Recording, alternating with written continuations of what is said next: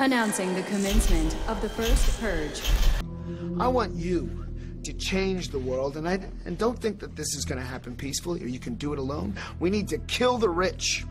You get out there, you use your weapons, and you rip Washington apart. You hunt down the billionaires, the bank bosses, the CEOs, the scumbags, and the liars, the governors, the lobbyists, the senators, because they're all the same, and you hang them.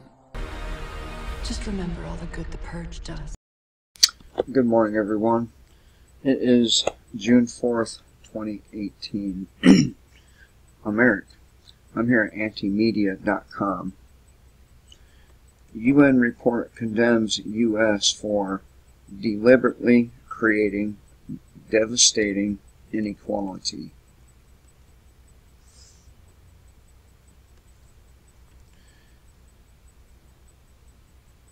The United States has among the worst levels of inequality, poverty, and infant mortality of all wealthy nations, but a scathing new report by the United Nations concludes that President Trump and the GOP-controlled Congress are deliberately working to make these already devastating crises worse by waging war on the poor while lavishing the rich with massive tax cuts. Highlighting the Trump administration's push to dismantle the last vestiges of the American society or social safety net, Philip Alston, UN Special Rapporteur on Extreme Poverty and Human Rights and author of the new report, told The Guardian on Friday, this is a systematic attack on America's welfare program and is undermining the social safety net of those who can't cope on their own. Once you start removing any sense of government commitment, you quickly move into cruelty.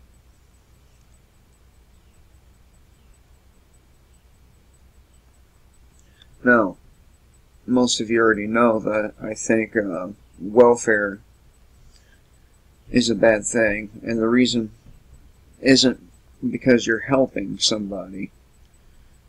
It's because you are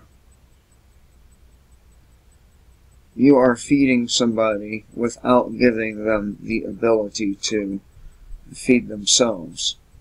It's like living in, Alaska or Colorado or any place with large amounts of wild animals. They tell you don't feed the animals because they'll become dependent on the humans to feed them. Well, the same would go for humans. Once a person starts to get handouts, and they've been getting them for a while, the longer they get them, the harder it is to get them off and productive again.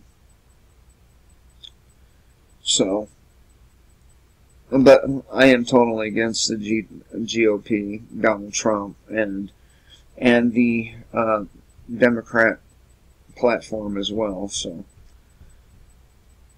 if food stamps and access to Medicaid are removed and housing subsidies cut, then the effect on people living on the margins will be drastic, Alston added, pointing to just 3 of the many programs Trump is aiming to slash or restrict with cruel work requirements. It is not cruel to want people to contribute. I think it's more cruel to let people sit at home day in and day out with no direction, nothing to do. So, with millions of Americans already on the brink of deep poverty, Alston warned that Trump's new tax law, deregulatory agenda, and welfare cuts are driving the poor closer to complete ruin, which the UN official defines as severe deprivation of food and almost no access to health care.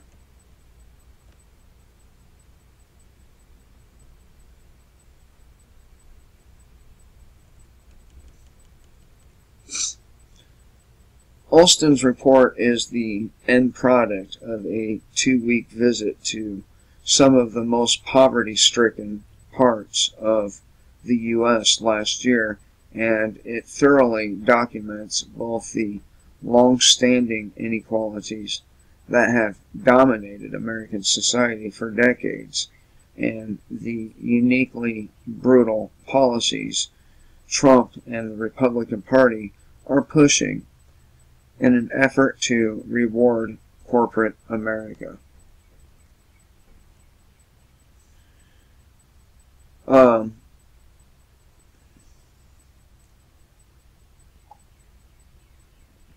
The U.S. is home to over 25% of the world's 2,208 billionaires. Such wealth stands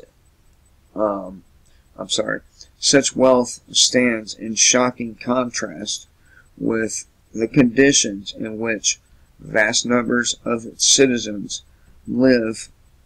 The report observes about 40 million live in poverty, 18.5 million in extreme poverty, and 5.3 million live in third world conditions of absolute poverty. Our citizens are living shorter lives and sicker lives compared to those living in all other rich democracies.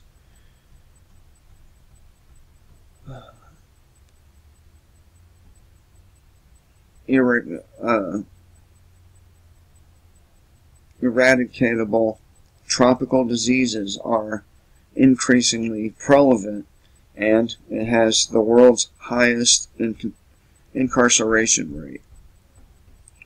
Acknowledging that inequality in the U.S. has been rising rapidly for around 5 decades, the report argues that the Trump administration's policies, particularly its $1.5 trillion in tax cuts to the rich and large corporations, seems deliberately designed to remove basic protections from the poorest, punish those who are not in employment, and make even basic health care into a privilege to be earned rather than a right of citizenship. Well, as far as I know, our rights do not include health care.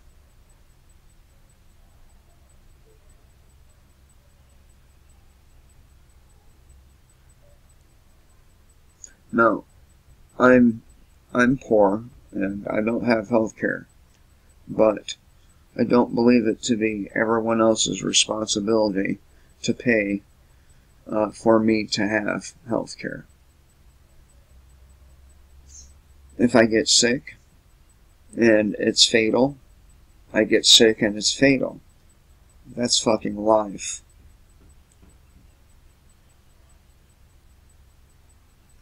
They say acknowledging that inequality in the U.S. has been rising rapidly. Oh wait, I already said that. As for solutions to the soaring income and wealth inequality in the U.S. that have produced what Olson calls a land of stark contrast, the UN report spotlights several broad suggestions. From a job guarantee to criminal justice reform to universal health care, but concludes that inequality will continue to soar without sufficient political will to reverse it. At the end of the day, particularly in a rich country like the United States, the persistence of extreme poverty is a political choice made by those in power. The report observes with political will it could readily be eliminated.